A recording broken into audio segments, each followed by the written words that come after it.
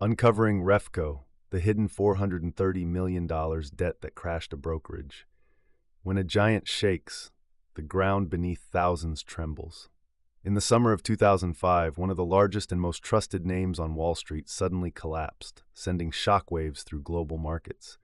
That name was Refco, a once mighty brokerage firm, and the reason was a $430 million secret debt buried deep in its financial statements that nobody noticed until it was too late. The implosion of Refco is a gripping story of financial sleight of hand, fragile trust, and the limits of regulatory oversight. But beyond the headlines, it reveals fundamental lessons about how transparency, debt, and market confidence interact in the engine room of modern finance. Founded in 1969, Refco grew steadily over decades to become one of the world's largest futures and commodities brokers. By 2005, it had around 1,000 employees and managed hundreds of billions in client assets. The company's stock was publicly traded on the New York Stock Exchange and had a market capitalization over $3 billion during its initial public offering (IPO) earlier that year. Investors and analysts alike saw Refco as a stable, profitable firm. The IPO, which raised approximately $546 million in March 2005, was celebrated as a major success, with its shares soaring on the first day of trading. The brokerage's core business was facilitating trades in futures contracts and commodities, corn, oil, metals, currencies, serving hedge funds, institutional investors, and retail traders. Refco was a market maker, offering liquidity and execution services. Its operations depended heavily on trust and reputation because futures and commodities markets require that brokers hold client funds and margin balances safely and segregate them properly to limit risks. Behind the scenes, however, a hidden financial deception was brewing. The core issue, nearly $500 million of bad debt, loans that were unlikely to be repaid, were concealed from investors and regulators. How exactly did this happen? To understand, we need to dive into the tangled web of Refco's finances and follow the money trail. The critical figure here is $430 million, the amount Refco owed to a related entity called Liberty Corner Capital Strategy. This loan was not disclosed properly in the company's financial filings, effectively hiding the company's true liabilities.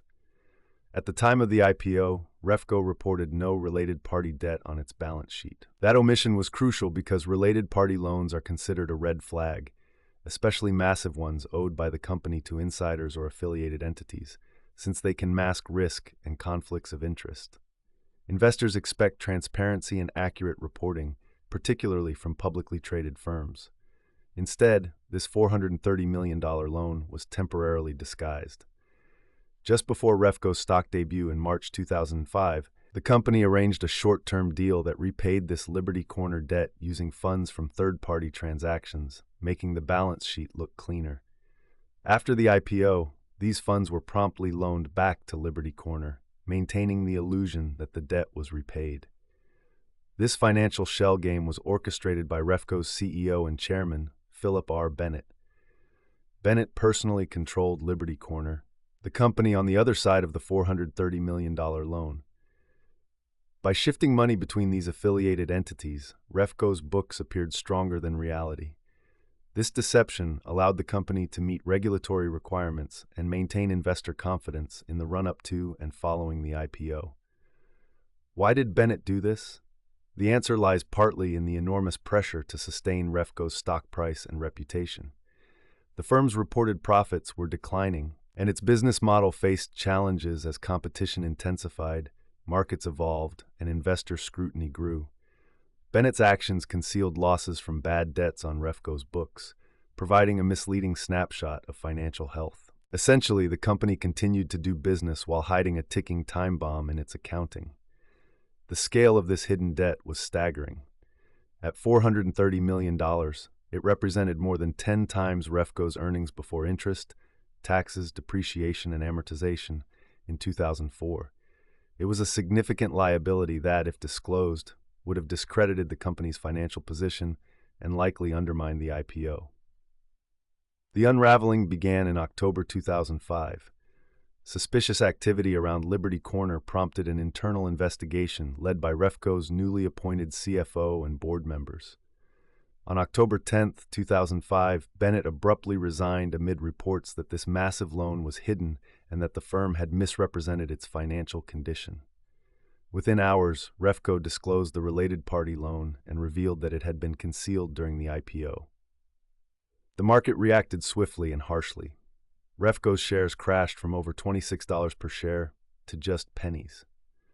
Within days, the company filed for Chapter 11 bankruptcy protection, the largest bankruptcy of a financial institution since Drexel Burnham Lambert in 1990. The firm's failure put thousands of employees out of work and froze billions of dollars in client assets, forcing clients and counterparties into an uncertain scramble. Why did this secrecy matter so much? The core of commodity and futures trading depends on client trust. Brokers must segregate customer funds to protect them from firm insolvency and conflicts of interest. By hiding debt, Refco misled investors and clients about its solvency and liquidity risks. Had there been full disclosure, risk management practices would have changed, counterparties might have pulled back capital, and regulators might have intervened earlier. Regulators and courts looked closely at what went wrong. The U.S. Commodity Futures Trading Commission, CFTC, which oversees futures markets, launched investigations. Refco's accounting firm, Grant Thornton, faced lawsuits from investors alleging it failed to detect the fraud. Philip Bennett was eventually charged with securities fraud, wire fraud, and conspiracy, pleading guilty in 2008 and sentenced to 16 years in prison. The Refco collapse also illuminated vulnerabilities in the market structure. At the time, the SEC and CFTC relied heavily on self-reporting by firms and relied on auditors to verify financial disclosures. Yet neither the regulators nor auditors detected the elaborate scheme for months. This failure highlighted the limitations of regulatory oversight and the risks posed when leadership prioritizes personal gain over disclosure. Moreover, Refco's business model itself was under stress. Futures brokerage, while lucrative in the past, faced margin compression, tighter regulation, and increased automation. The pressure to maintain growth and profitability created incentives for creative accounting. For everyday investors and market participants, the collapse of Refco was a stark reminder that even large, established firms can harbor hidden fragility. Client assets, sometimes amounting to billions, depended on the solvency and honesty of custodians like Refco. When that trust was breached, millions of dollars were frozen or potentially lost. The bankruptcy left an estimated $1.3 billion in claims from creditors and former clients, leading to prolonged settlement processes. While many clients eventually recovered funds, the experience underscored the systemic risk brokers can pose if risk management and transparency fail. In a broader context, the Refco scandal occurred less than 2 years before the 2007-2008 global financial crisis. Both episodes share common themes: excessive leverage, poor disclosure, complex financial arrangements, and regulatory blind spots. The fallout from Refco, while on a smaller scale, foreshadowed how interconnected risks within finance can quickly metastasize. Following the collapse, regulatory reforms aimed to strengthen transparency and risk controls in commodity futures trading. For example, the Sarbanes-Oxley Act of 2002, already enacted before the Refco IPO, gained further attention as auditors and boards intensified scrutiny of related party transactions and internal controls. The SEC also increased focus on broker-dealers' reporting standards. The story of Refco is therefore a key chapter in the ongoing evolution of financial regulation, corporate governance, and market integrity. To summarize Refco's story from an economic mechanics perspective, a company's value and viability hinge critically on transparent reporting of assets and liabilities. Debt, especially related party debt obscured from investors, distorts valuation and risk perception. This creates an environment ripe for mispricing, market panic, and cascading losses once revealed. Refco's $430 million hidden loan was essentially a poison pill, undermining trust and exposing the fragility of complex financial firms. This case also illustrates the limits of regulatory frameworks that depend heavily on self-reporting and third-party audits when incentives for concealment are high. Sophisticated financial frauds often exploit timing, structure, and opaque transactions to evade detection until the collapse becomes unavoidable. At the end of the day, Refco's implosion serves as a warning about the dangers of relying too much on surface-level financial statements and the importance of rigorous scrutiny by investors, auditors, and regulators. It is also a story of how individual incentives can warp corporate controls and destabilize markets. In the years since, the futures brokerage industry has consolidated and strengthened its risk management and regulatory compliance. But the echoes of Refco's collapse remain pertinent for markets worldwide, and especially in sectors where counterparty risks and off-balance sheet exposures can accumulate unnoticed. The mechanics here were almost laughably simple. A huge, related party debt masked by short-term loans and financial legerdemain, but the consequences were profound and far-reaching. Refco's downfall reminds us that in finance, the devil is almost always in the details, encrypted within footnotes, related party schedules, and off-balance sheet transactions. For investors, analysts, and regulators, the lesson is clear. Deep diligence, skepticism, and transparency are not just ideals. They are essential to preventing seismic shocks in the financial system. This story fits into a larger pattern repeated throughout modern financial history, that complex financial institutions sometimes grow too fast, hide risks, and eventually collapse under the weight of undisclosed liabilities.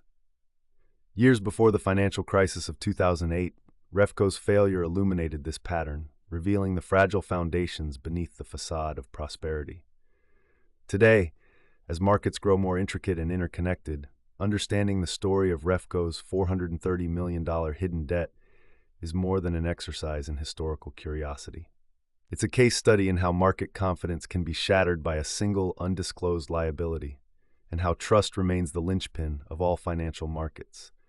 When companies misrepresent their financial health, the consequences ripple beyond balance sheets, affecting jobs, savings, pensions, and economies worldwide. Refco's dramatic collapse is a powerful example of why transparency and governance must be the cornerstones of finance, not afterthoughts. And though the headlines have faded and the firm no longer exists, the lessons from Refco continue to reverberate through the halls of Wall Street, reminding us that even the mightiest giants can fall when shadows hide from light. If you found this story interesting, hit that like button and subscribe so we can keep making these videos. Tomorrow, we are diving into a story that is just as shocking. Autonomy, the $11 billion HP acquisition built on lies. You will not want to miss it. I will see you there.